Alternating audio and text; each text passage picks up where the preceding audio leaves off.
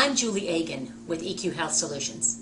I'm the Program Manager for the Louisiana Senior Medicare Patrol, and we work very closely with Bill Root and the OIG to help stop Medicare fraud.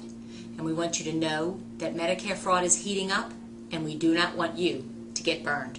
So here's a few things that you need to know to protect yourself and your practice from getting caught up in problems. First thing you must remember, educate yourself and your staff on abuse and fraud laws.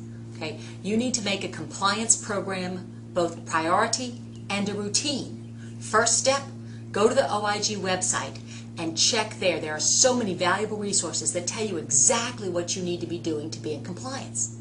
Second thing, make sure you and your staff stay very current with coding changes. So much abuse happens because codes are put in incorrectly. Now it starts off as a mistake, but if it's done repeatedly, it's going to start looking like abuse. So you must stay current on all coding regulations. And then third, if possible, hire an independent medical review firm or a CPA to take a look at your billing statements to make sure that you're on the right track.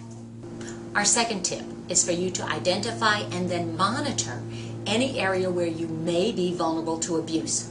For instance, DME orders. Oh my gosh, you already know that you're getting dozens of faxed requests for orders for your patients every single day.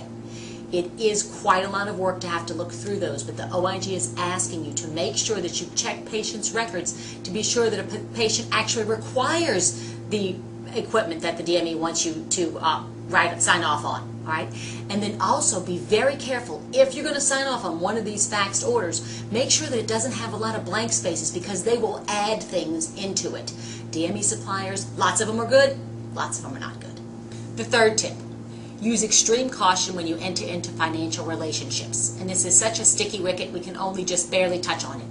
But first of all, watch out for incentives that are offered to you by pharmaceutical companies, by labs, by any provider that offers a service that you might need to order for your patients. You want to make sure that those incentives do not persuade you to order services that perhaps aren't necessary or to order services from a provider who might not be the best provider for that particular service. Another thing, if you enter into any type of a contractual agreement, be very careful to make sure you understand what the expectations are. A lot of times there are expected referrals involved in, good neighbor deals, right? Let's say that you are renting space at a medical facility and you're getting a really good rate on your office space rent, all right? You do not, however, want to be caught in something where that medical facility is expecting you to send all of your patients to their imaging center, right? That's going to look very, very iffy should you or the medical facility come under investigation.